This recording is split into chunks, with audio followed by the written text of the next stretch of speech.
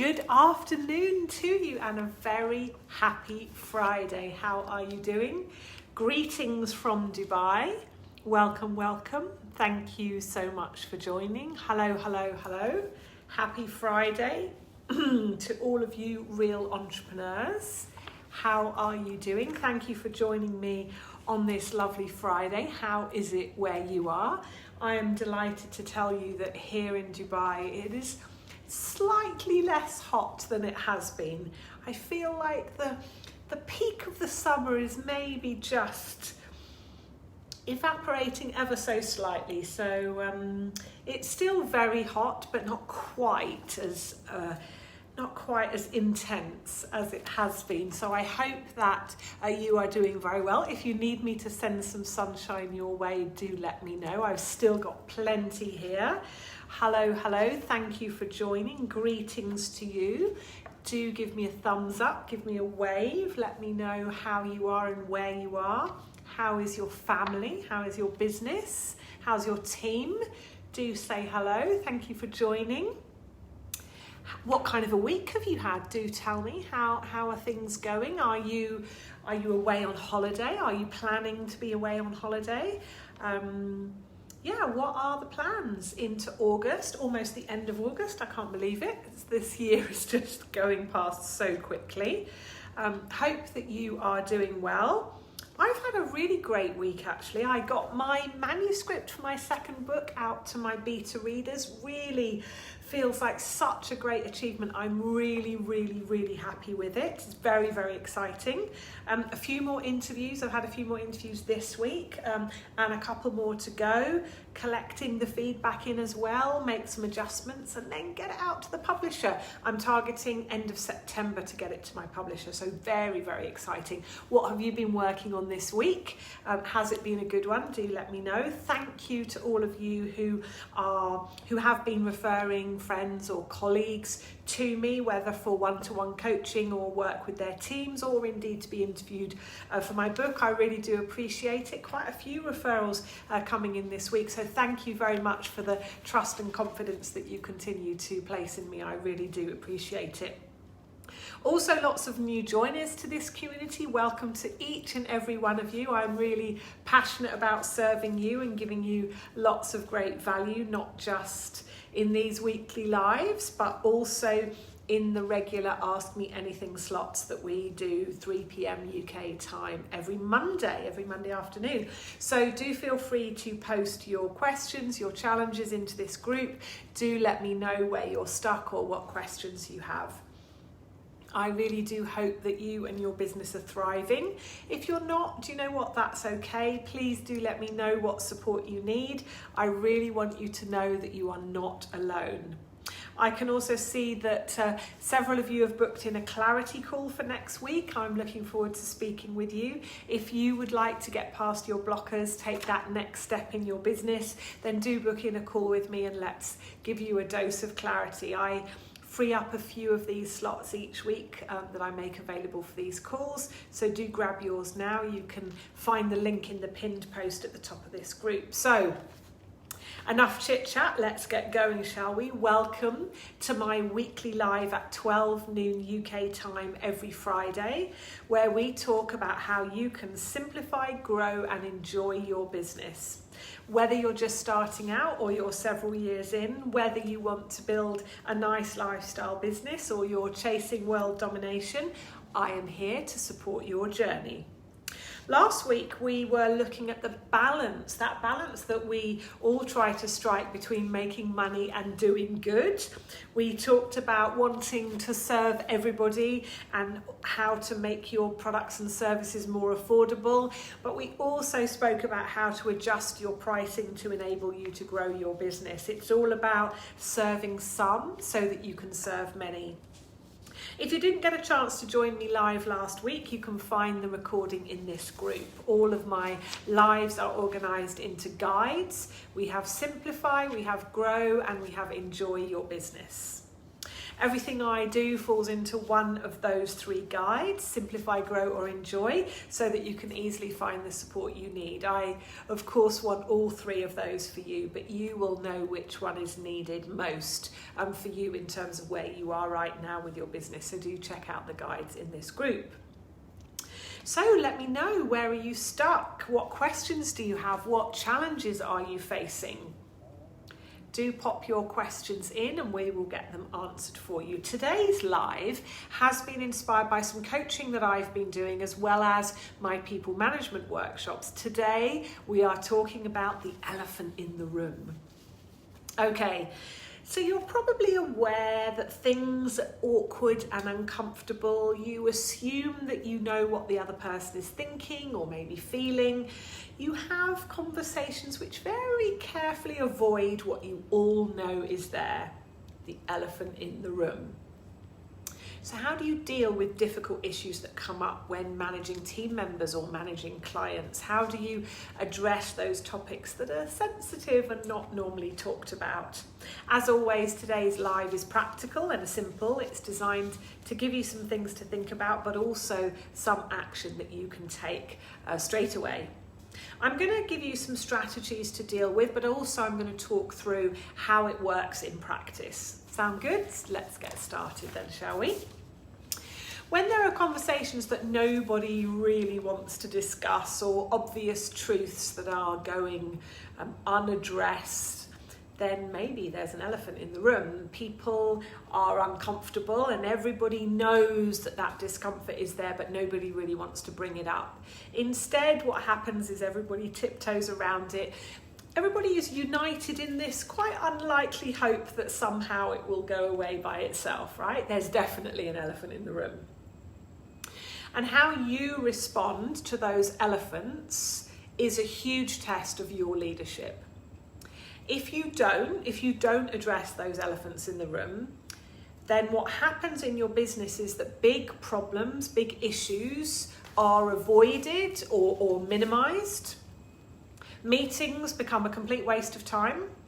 There's no real dialogue, there's no real discussion, there's no real debate, there's definitely not any challenge. People avoid the real issues that are going on. And what happens when all of those things happen is that people feel very disconnected. You get lots of apathy and a very, very low level of engagement. So let's talk about some strategies to deal with that elephant in the room. I've got 7 of them. Okay, number 1, the first thing that you really have to do with an elephant in the room is check that it's real. Because perceptions aren't necessarily reality. And so you have to make sure that the elephant is actually there and it's not sort of a figment of your imagination. So before you bring up a potentially unsettling, difficult topic to a larger group of people, do a quick reality check with 1 or 2 trusted individuals and find out if their perceptions kind of mesh with yours. This very important first step protects everybody from the potential damage of a misunderstanding if you raise something and actually you're not on the same page with the people that you work with. If you're in agreement with those people that you check it out with, if you're in agreement that it needs to be dealt with, then also you have a kind of a core team, those people that you've discussed it with, and you can work together and support each other in this effort to bring this elephant, to deal with this elephant in the room. So that's the first step. Definitely check that it's real. Next, what we need to do is name it. We need to give it a name. So obviously, assuming that it does exist, you need to identify the nature of the problem before you can really acknowledge it or deal with it. So what you don't want is kind of foot dragging, you don't want delays.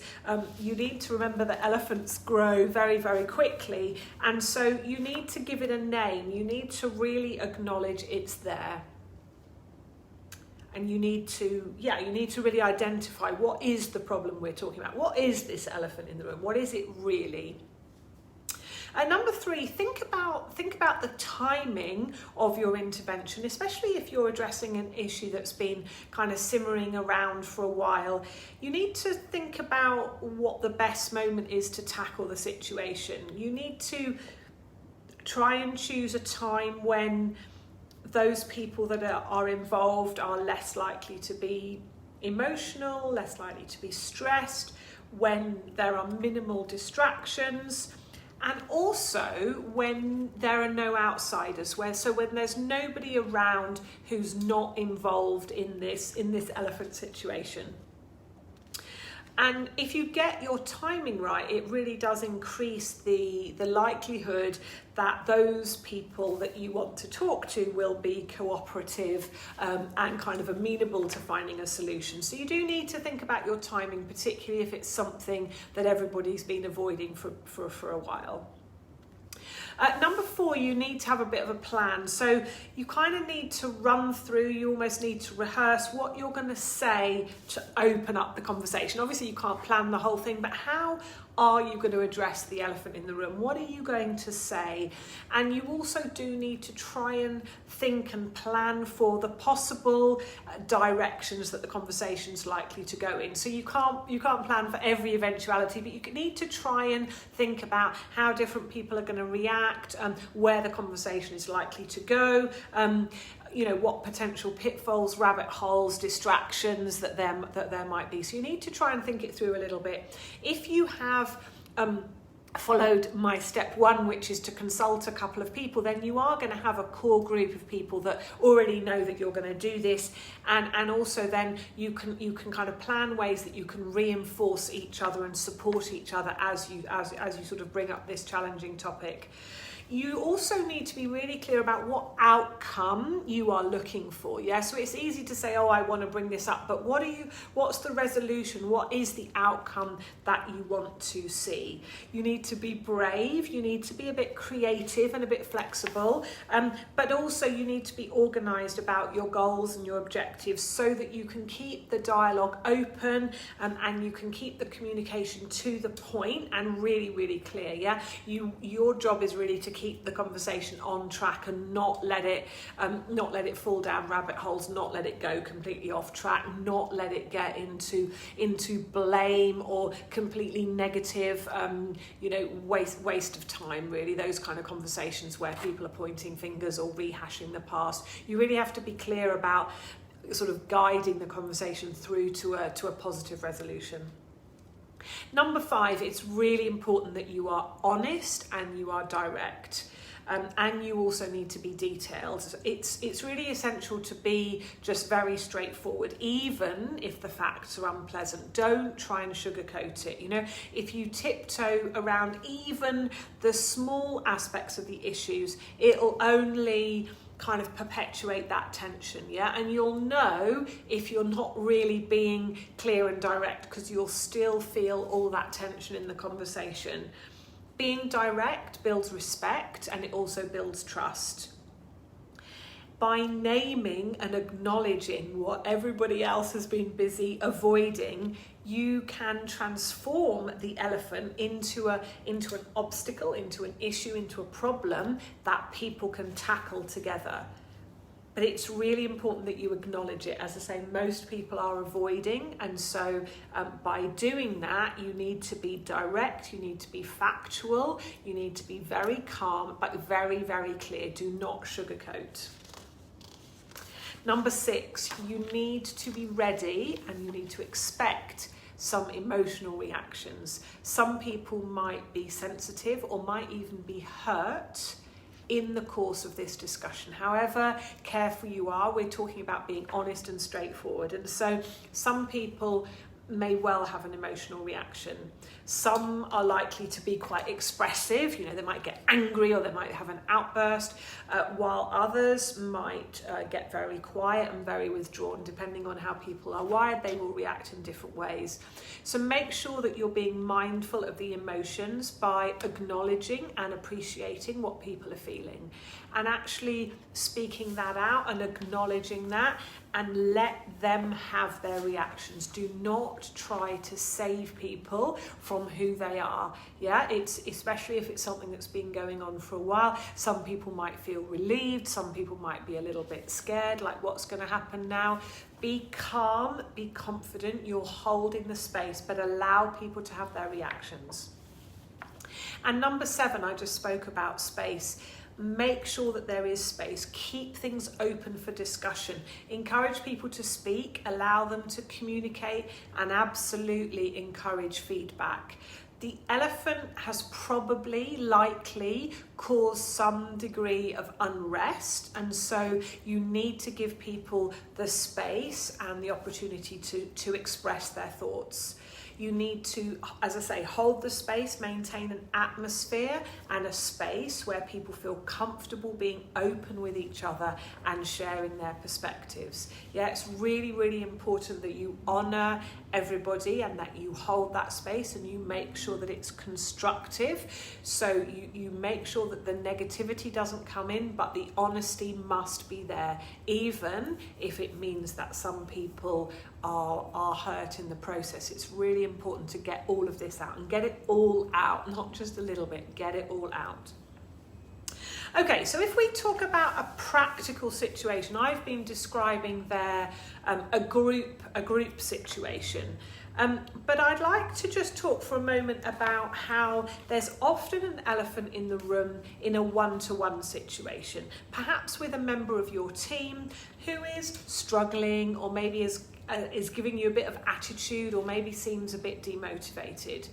The way that I like to handle this kind of a situation is, yes, absolutely, by following those 7 steps that I just went through, but also by recognizing that there are actually 2 levels of conversation that are happening at the same time.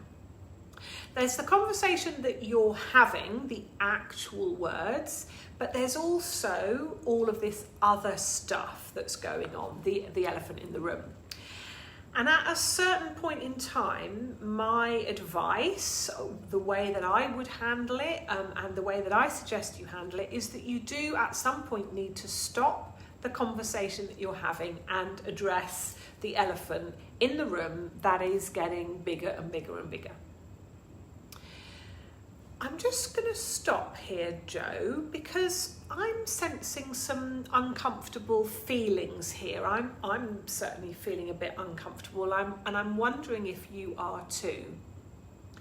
Now we're talking about the conversation rather than having the conversation. So this is the other level. I think of it as kind of a level above, yeah? So there's the conversation, and then let's think of it almost like the meta conversation. This is the level above, like, how is this conversation going, rather than the actual words of the conversation. Now, it is super important not to make assumptions or to tell the other person what they are thinking or feeling. People will react if you do that. It's really super important not to make assumptions. I'm wondering if you're finding this decision difficult to accept, perhaps. Do you find it challenging to work for someone who's less experienced than you? Maybe. It must be a question or a statement about yourself, not about them. If you say, you're feeling annoyed, frustrated, angry, disappointed, or you think I shouldn't be the manager, or you disagree with this decision. If you say anything like that, you'll just make things 10 times worse. You really will. Either you'll get a reaction or you'll get complete withdrawal. When talking about the elephant in the room, you must be factual. You must ask questions or make statements about yourself.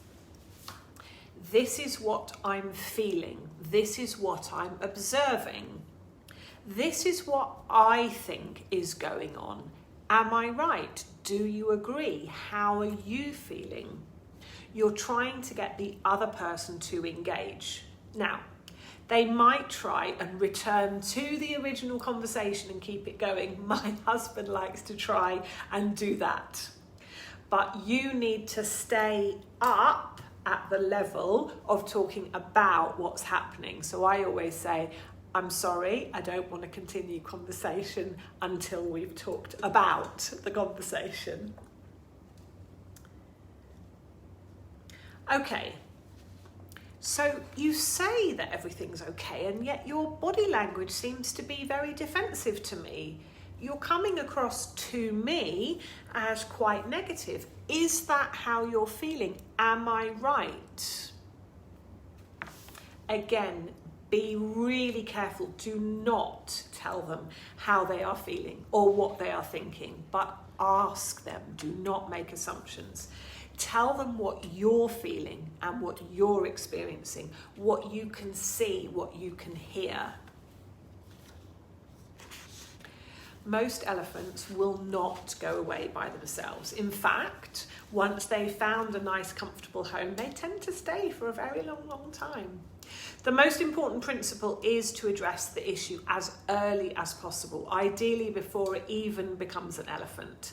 The sooner it's resolved, the sooner you can focus on other priorities. If there's an elephant anywhere in your relationships, your business, your team, don't delay. Take care of it before it becomes a fully fledged circus. So, as a reminder, my 7 steps to dealing with an elephant in the room. Number 1, check that it's real. Yeah, check that it's real. Number 2, name it. Give it a name. Acknowledge what is it that we're talking about. Think about the timing of bringing this up. Have a plan. Prepare what you're going to say and where the conversation might go. Be honest, be direct, be clear, be factual. Expect emotions and allow the reactions. Keep it positive, but expect the emotion and stay calm. And number 7, hold the space, yeah? Allow there to be space for the conversation, for the dialogue, for the relief to come out that finally somebody has addressed this elephant in the room. So what do you think? What is resonating most with you? What questions do you have about dealing with the elephant in the room? Do let me know in the comments.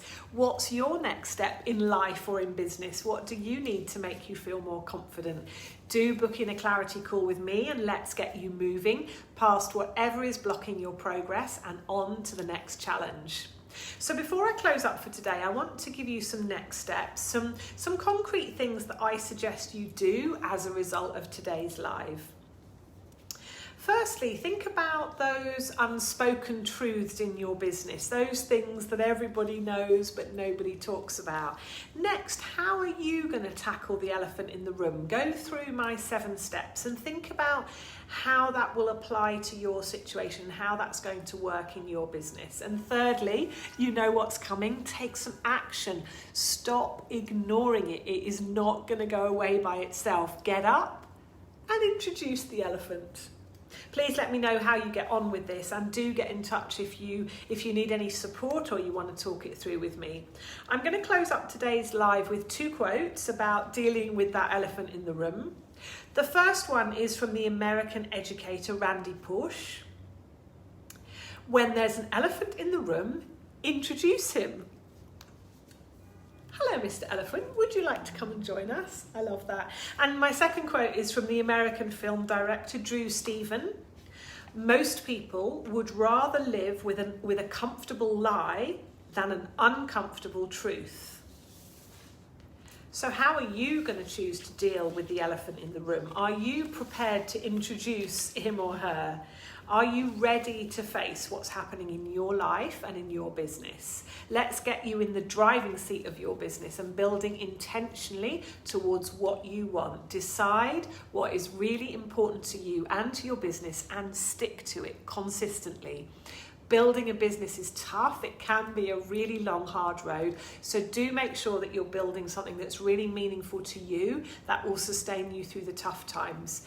Be intentional, say no to those things that don't serve you and the goal that you want to achieve.